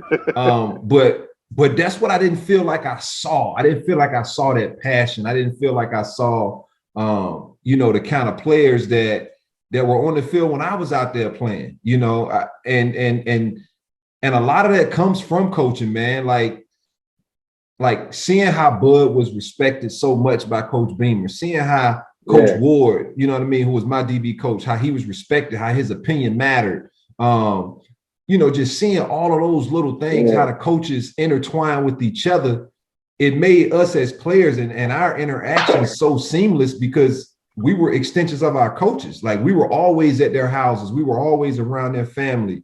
You know, I can remember Coach Ball, the receivers coach, you know, just being such a stickler for everything, needing to be so meticulous and everything so precise. Tony Ball, and me shout out to thinking Tony like, Ball. God, dog, Coach Ball, like, bro, I don't even want to play receiver no more, fooling with you. And him just pulling me aside, and you know what I mean? Just so many little moments. And when guys came back, you know, I can remember when Mike came back and everybody was like, you know, and the coaches were all around him and he was all around us. And it just, everything felt so organic. You know, when guys were on the sidelines, you might not have knew a guy's name, but then you would ask somebody, you know, and so it just felt like a family atmosphere. And so it just hasn't really felt like that, man. And, you know, I'm not going to blame everything on Fuente because it takes two. You know, I'm sure I didn't show up as much as I probably could have and should have because I just didn't. I don't know. I just didn't feel that sense of connection. And, you know, it definitely hurt the program. But, you know, when you talk about players, it's just that passion, man, that passion that I'm doing whatever it takes to win. You know, guys sacrifice and plan for each other. I felt like I didn't really see that. And that's going to be my next question to you, D. I know you said you left school early, you wasn't ready to leave, but when you finally made that jump, and we talked about culture earlier with Ray Lewis, what the Miami culture was like, and we talked about that because of the rivalry that's going on this weekend. But our culture, when you left, what was your message to the guys that was up under you, to the next generation? Because you must have passed on some type of message and legacy, because they all follow suit. A lot of those guys came to the league too, so you had to tell them something. Yeah, and gosh, I don't know how I forgot one of the best DBs of all time in Jimmy Williams, man. He was one of the cats from the 757, my young pup. My guy. You know, I've known that cat for so long, man, and one of really the most talented dudes I have ever been around, man. And I mean, on the basketball court, on the football field. But you know, and I bring his name up as soon as you ask that question, what message did you kind of, you know, he was the next guy up. And I mean, he was all everything. You know, he was consensus this, Playboy that. I mean, he was the real deal, Holyfield. And you know, the message, I mean, the message was the work, was the grind. You know, the standard was always the standard. Like Coach Ward, it didn't matter who was out there. I remember that. I remember one spring I went to play receiver. I mean, strictly with the receivers. I didn't hang out in the DB, nothing. I mean, I'm with Tony Ball. I'm in their playbook. I'm in their meetings, all that, warm-ups, everything. And I mean, going against Garnell Wiles, going against Vincent Fuller, Eric Green. I mean, Jimmy Williams was transitioning the corner, and they didn't miss a beat. You know what I mean? And I thrived off of watching them cats, you know, because I felt like I was the best in the country, but I'm rotating with all them cats. And so they feeling like they like, shoot, we rotate with D Hall. He's supposed to be nice. We all nice. Because we didn't miss a beat. But you just did that just for the time being. You was going back the corner. Well, yeah, that was the plan, was to play me both ways. Well, Mike, if you remember, we had this is a cool story. Well, we had the trivia question. He was one of the guys in our trivia question. We're gonna get to Hokie trivia with D Hall later. He played both sides of the ball. But I ain't know but look, if Beans would have played me both sides like he talked about, like really like giving me, like I'd have came back for sure, Mike. But I couldn't get not one ball thrown to me when I was playing corner. And when I was playing, when I was returning punts, you locked up. They were kicking them joints out of bounds, bro. So I was like, man, like, coach, I can't mentally go through another year like this, man. I'm the kind of guy. That's why I sympathize with Odell so much, man, because I'm the type of guy, like, I got a little selfishness in my game. Like, I want to make plays. I want to help us win. I want to be part of the reason we win. And when I'm not, even if we're winning, like, I want to get off too. You know what I mean? And so that's what great playmakers want to do. They want to be a part of the game. That's why I wanted to follow guys. Like, shoot, I want every opportunity to make a play on the ball. So yeah, wherever Steve Smith going, I'm going. Wherever T.O. going, I'm going. And so I witnessed that. Yeah, and you know, and so just being bored out there on the football field, man, like, yeah, I couldn't do that. But another world. Yeah. You know, it's funny, D'Angelo, you talk about the guys and Jimmy and that swag and Garnell and those guys being confident. Ronnie Whitaker, also one of the great guys, was on our show about a month ago, and he talked about when you came on the visit and you said, "Hey, yo, I'm coming here to take your spot."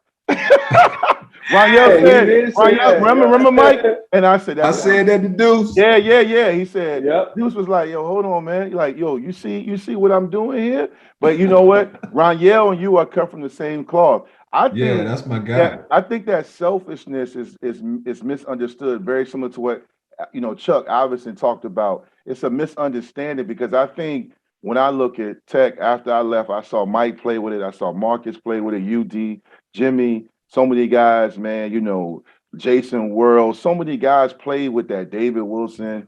Yeah. That attitude and edge is what's been missing. It just looks like it's manufactured, as Todd, who just left here, Todd Washington, says, more hashtags and more commercialism and let it grind. So with that being said, D Hall, but go ahead. Dwight, go ahead. I'll say this too. A lot of it to me feels manufactured because it's not enough of dudes from Virginia. You know what I mean? Like I remember Coach Beamer making that a priority. Yeah. Like we're gonna win the state of Virginia. If we can win the state of Virginia and DMV area is enough players. Yes. Is enough players that we can win national championships. And I still feel that way. Me too. Like that's why Alabama comes down here. Yep. That's why Florida State comes down here. Clemson. Like how many dudes have we in Virginia sent to all these other Power Fives that have balled? Yep. And so we just can't keep them in state. And to me, that's the issue. That's the long and short. Yep. Bruh, that's hits on the head, man. And the thing is, you know, you talk about like being connected. I'm just gonna put it out there because I know fans when we air this are going to ask me on Twitter, in my DMs and text messages. You talked about, you know, how you're passionate, you and all the guys, man. You know, DJ Parkers. I talked to so many guys. When the coach is hired, and he comes in, you know, how do you plan to support him? You know, you and Mike. Mike, you know, you can answer this question too. What will you? I know you're busy. You got a lot of stuff going on. I hear you when I'm driving around working on Sundays. I hear you on the radio. You know, you and Weinstein. You know, I hear you guys. Weinstein. Weinstein doing the call on on Sports Talk. But what will be your role with the program? Will you want to come back and speak to kids? Because one thing I remember, D Hall, you touched on it. When I was at Tech, and you guys probably experienced the same thing, the one thing I loved about Beamer is he brought the guys back that played for him and also guys that played to come talk to us, to reinforce those same core values about being a Hokie and, you know, just guest speakers during preseason and being around practice. I remember being on the sideline, getting a drink, some Gatorade, and seeing guys from the late 80s and the early 90s and guys that played that, like D Hall said, I didn't know, but I met them that day. Would you be interested in doing that, D'Angelo, coming back and talking and being part of the program? Oh, absolutely. Absolutely. And gosh, even more so probably now than ever, because I see that it does matter. You know, that guys do want to hear from me, that I do have something to say, you know, and that the program really needs us. You know, I got two, you know, my last two kids are twin 10-year-old boys. And we're actually heading to Florida for the Nationals of the AYF football league. And so, I mean, like they're learning about football. They're becoming like huge fans. And so, you know, they think it's funny that Virginia Tech's not a great program. And I'm like, bro, like we used to be nice. Like y'all got to watch this, watch that. So getting them back around the program and kind of really feeding Virginia Tech into them, just like it was when we walking down the you know, getting off the bus and seeing all the fans, all the generations of Hokie fans, man. And, you know, we got a passionate fan base that win, lose, or draw, they there for you. It's not like that everywhere. No, it's not. Playing in Washington, it ain't like that. It ain't been like that. And so to know what Virginia Tech football is all about, man, I'm willing to do whatever it takes to, you know, to help that program turn it around, you know, and help this program get some championships. I love it. I love it. And for me, I think whoever this guy is, you know, however he gonna delegate or facilitate, I want to be one of the guys, just like you guys, who show up here and there. I did it for Fuente when he first got hired. Well, I want to meet him. I came and spoke to the team.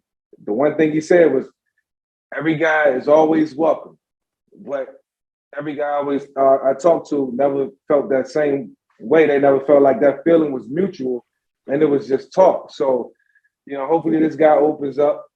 He'll allow us back in, allow us to be a part of the program, you know, to whatever degree, and really stay out of his way, but, you know, help him from afar. So, you know, it's not going to be an easy feat by any stretch, but he do have a support cast around him so where we can get the right people in place and hopefully we start to turn the program around for the better. You know, before we get into, because I can't wait to get D Hall on Alexandria Restaurant Partners Hokie Trivia, because we get ready to jump in Hokie Trivia. But I just want to tell our listeners on Spotify, as well as everybody watching on YouTube when we run this, J.C. Price, the interim head coach, former all-time Virginia Tech great defensive tackle, is not an interim coach. He's taken over these last two games, and if they win the game, they'll go to a bowl game. him and Whit Babcock, it was released today that they're going to be meeting with all 22 committed recruits via Zoom. So there is a plan in place. He is the interim, so we don't know what's going to happen. But I want to encourage everybody to get behind him. He's one of us, and that program matters to him. So I want to tell all our viewers, Hokie Nation, we got a lot of people that support this show and support all three of us to make sure you get behind him. I'm sure Virginia Tech fans are going to show out and travel down to South Beach to check out Miami versus Virginia Tech. One last question to you, D Hall, before we jump into Hokie trivia. I mentioned that strip against Roscoe and that game, and I remember vividly you and the tight end, what's my guy's name, going at it on the side. You guys were going at it, and I promise you, I was in my wife's basement with my in-laws watching the game on a big screen. And I promise, this is a true story, cuz, Mike, I remember saying, I love this dude because D Hall didn't back down. And even though I'm older than him, I felt like he took that same energy that Cornell Brown, that J.C. Price, that William Boatwright, that Antonio Banks, that energy like, yo, I'm from VA. I ain't afraid of none of y'all dudes. That Miami game, when you played Miami, and I know you had big games against Syracuse, you took like 7 to the house that day. You had great games against Cal in the bowl game when y'all faced off against Aaron Rodgers. I seen you shut down Jay Cutler, had Jay Cutler sick in the post-game presser. You know what I'm saying? But when it came to college, Tyrod Taylor always said he saved his best for games like Miami. Logan Thomas. When you played Miami, D-Hall, we played them this weekend, 7:30 primetime kickoff, 5-5 both teams. How was it like playing that game for you, Miami versus Tech, that rivalry game? I mean, for me, and especially during the era that I played, I mean, it was the biggest game. You know, Miami at the time was a team that was winning national championships, that that put out tons of first-round draft picks, that seemed to always have exceptional talent. And the majority of those guys came from Florida. You know, I talked about earlier how my twins are going to be playing in a national championship in Florida. It's going to be some teams from Florida. We're from Virginia. And so that's how it was at Tech. Like, at the end of the day, like, these were dudes when I was in high school that were compared to me and taking over me. And, I've always had a chip on my shoulder because I've always felt like I was kind of underappreciated. And so, I think that's what Tech did a good job of doing, finding dudes who they knew could play, but not a lot of people knew could play. And for me, it was about proving that us little dudes from Virginia, this little podunk, whatever, country, whatever, can bump just as hard as y'all. And some of us even got that sauce. And that's what I think was so special about because ultimately I almost changed my mind. I almost went to Florida State because they came knocking at the door in the 25th hour. I grew up a huge Deion Sanders fan. So, I mean, who the hell would not go to Florida State when you weren't highly recruited anyway? But it was Michael Vick. It was Michael Vick showing everybody else that this dude from VA can shake up this whole squad from Florida full of first-round draft picks. It took Pete Warwick and 2 of our top corners going out to pull that game out. But it was seeing Mike put that team on his back that had me like, bro, I can stay at the crib 5 hours from where my mom is. Like, we ain't have no money, so it wasn't like my mom was gonna be flying to come see me and none of that. So for me, it was about, man, I can stay home and I can show everybody that, shoot, us little cats from VA, we got just as much heart. And it was right around the time AI was doing his thing and Mike and AB was out there. So it was like, bro, like, that's what's up. And so for me, that's what it was always about when we played Miami and when we played, some of those teams that was getting a whole lot of love, but especially Miami. They were always, to me, that shiny car. And we were those dudes who came in with our work boots on, work hat, lunch pail, brought our food, to the work site. We ain't order nothing out. We brought our food and we went to work. Grind mode, man. And so, to me, that was always what got me hyped up. These were the pretty boys that always got everything, the best of the best. They were the 5-star guys. and we were just dudes, you know, a bunch of no-name guys who just worked their butts off and was going to beat you in all three phases, man. And you became legendary. No name that became legendary. Yeah, no doubt. That's what was so great about it. D Hall from around the way became D'Angelo Hall, the legend. Mike Vick, man. I seen it run around Boys and Girls Club, became iconic. doubt. Frank Beamer and Coach Cav and Stein Spring believed in us, man. And I love it. And VA, I'm always gonna rep VA, always, because Me too. we are the No doubt. forgotten state. We always gonna come. We gonna come with that chip, and that's what we need to get back to. So I appreciate you reflecting on that time, man. I'm getting excited. I remember. I know I'm getting goosebumps thinking about it, man. I'm like, bro. Yo, it's like that because it was a special time and we made it. It's gonna be there forever. And fans deserve to get back and past that. We're not trying to get back to that. We're trying to get to that and past that. We're getting back to being on that elite level. Like Chris Ellis said, man, he was on here. Chris Ellis was like, I'm tired of hearing about everybody else. Mike talked about it. I want to get in the mix, man. So with that being said, man, we are at the funnest part of our segment, D'Angelo. This is Hokie Trivia. So I have 4 questions for you and Mike. I'm the moderator. This is sponsored by Alexandria Restaurant Partners. Check them out at alexandriarestaurantpartners.com. They're one of our sponsors. Learn about private events, special offers, catering, as well as careers and opportunities. So here we are. And D'Angelo, in some of your responses, you kind of gave a prelude, a preview to some of the questions. So maybe you're going to get. No one has ever beaten Chris Ellis's record. Chris Ellis got 3 out of 4. Nobody's ever gotten 4 out of 4. So we'll see. We had Sharon Stitt and Andre Kendrick on last week. I think they got 1. Bro, I went 4 because of Dre, man, because of Dre Kendrick. No pressure, D. No pressure. You went 4 because of Dre Kendrick? Man, I used to love Dre, man, and Chiron, shot from around the way. Yeah. So I remember when that team, when Mike was running that option, pitching that rock to Shy and Kendrick, bro. That's why I went 4.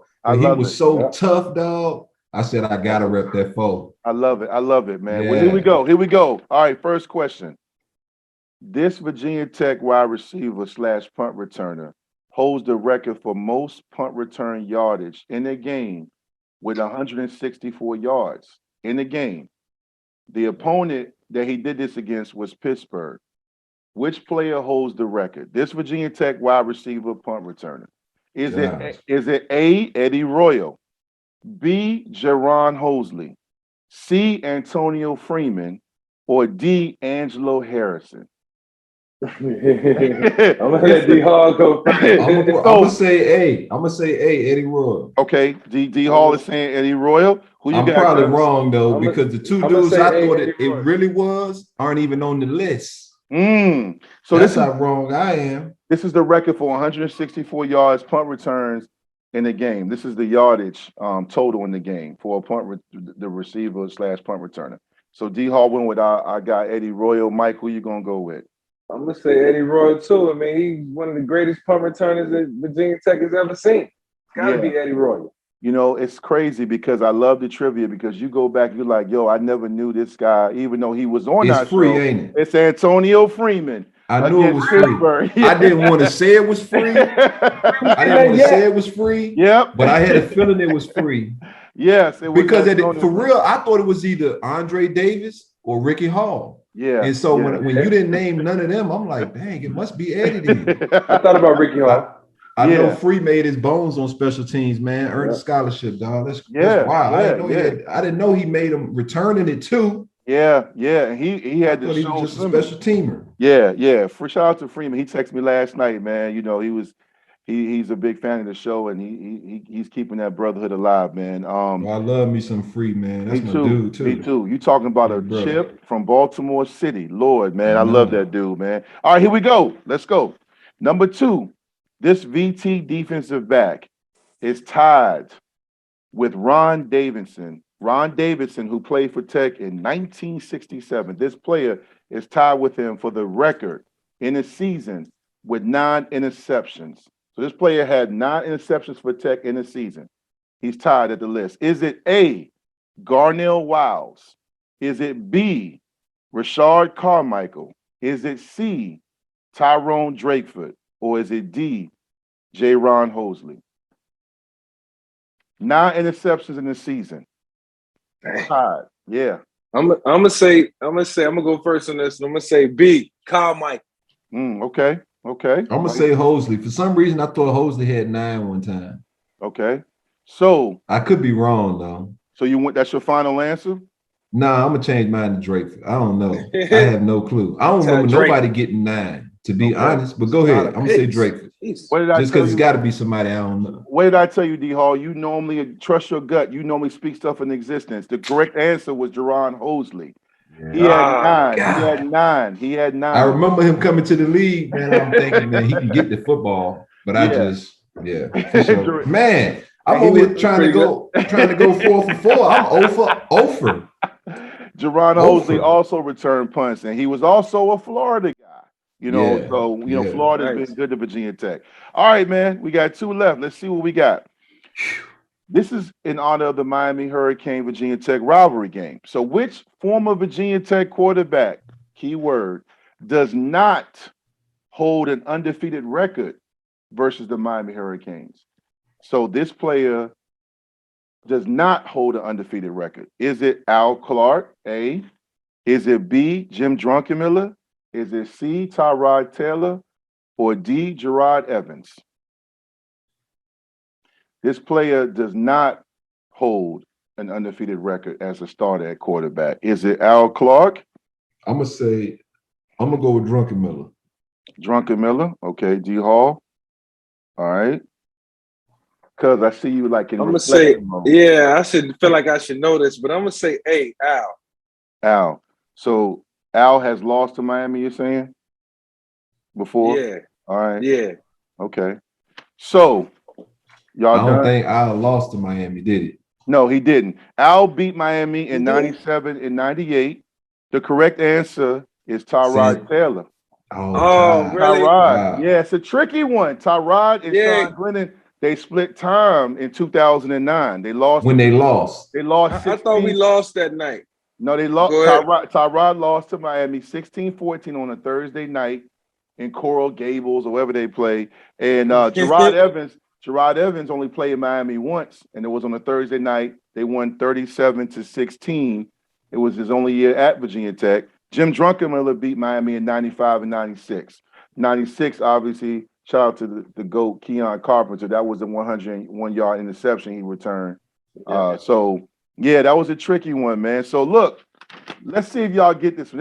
This is a funny one. So I didn't know they beat Miami for 4 years in a row, 95, 96, 97, 98. 5 D Hall. Wow, 99. My bad. 99. Okay. The last one was Mike. So in 95 started to punch on him. I ain't want to mention with Ray, get him on here salty, but Virginia Tech beat him in 95. You should have said it. Hey, then they loaded. Hey, Dwight, then they loaded up for me because they loaded up. They did. All the first round they had in 2000. Them boys came with Clinton Portis and all them dudes. Winslow, Bubba Franks. Hey, Kellen Winslow was the backup to Jeremy Shockey, bro. Like they had first rounders backing up. Sean Taylor backed up Ed Reed and them boys, man. So yeah. But you know what I would say real quick till we get this last question? You talk to Ray Lewis, you talk to anybody from that era, and even after that, man, especially those 15 years when the Virginia Tech Miami rivalry was at its pinnacle, they'd tell you right there Virginia Tech was the rivalry game right there with Florida State.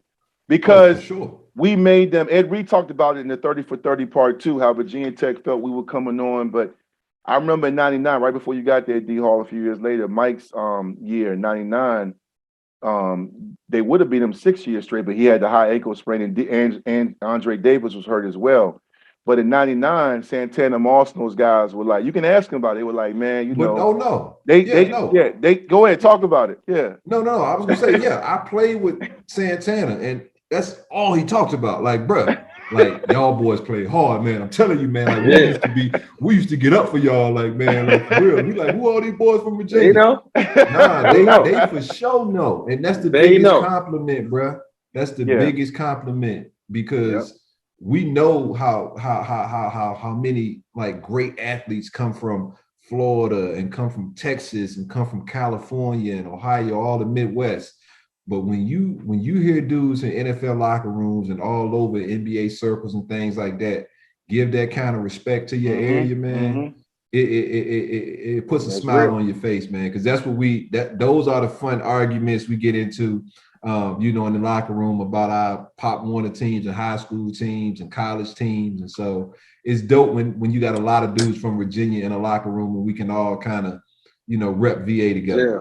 And I love it, man. All right, D, we gotta go, man. Ain't gonna lie, my phone about to die. All right, my bad. All right, here we go. And my wife cooking something that smells amazing. Okay. Oh my God, it smells amazing in here. Let's get it. You know, I'm not trying to rush this situation, but shout out to wifey, bro. It's going down out there. Shout out to Keion. Here we go.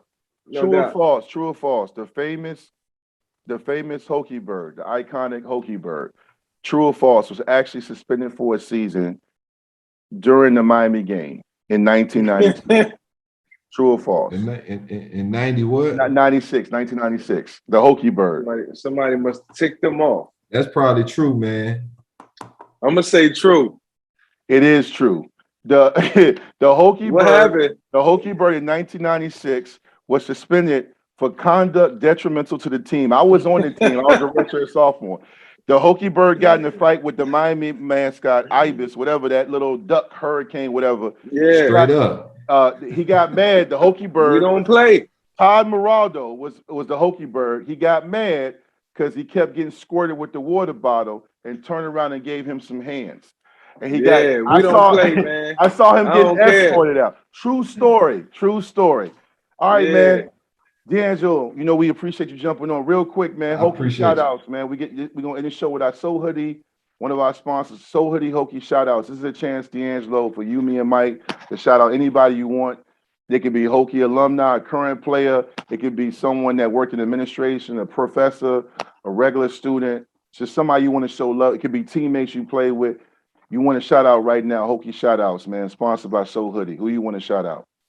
Well, shoot, we touched a little bit on Ryan Whitaker, man. I want to give a Hokie shout out to my man Ryan Whitaker. I mean, he was so instrumental in my growth as a player, man. When you talk about a dude that treated me like a little brother, I would come home with him. Grandma would cook for us, man. I mean, it was all love. And like I said, or like you said, I was trying to take this dude's spot, and it didn't matter, man. He still was just all love. Taught me everything he knew. Shoot, he's the reason I'm where I am right now. I love it, man. And I love Ron, man. And you both had that personality that I love watching. Mike, who you got? Yeah, D, you're right, man. You know, when Ron was up here, he shouted you out too, man. Just as much love as you gave him, he gave you just as much love. But I'm gonna shout out my man Ben Taylor, man. Y'all remember Ben Taylor? Yes. Ben Taylor, Virginia Tech Hall. Yo, Ben was a hard worker. He epitomized what Virginia Tech football was, and everything we talked about in this show, the grit, the hard work, you know, the dedication. He kept his mouth closed. He just went about his business, played in the pros for a couple of years, but he was everything in our program.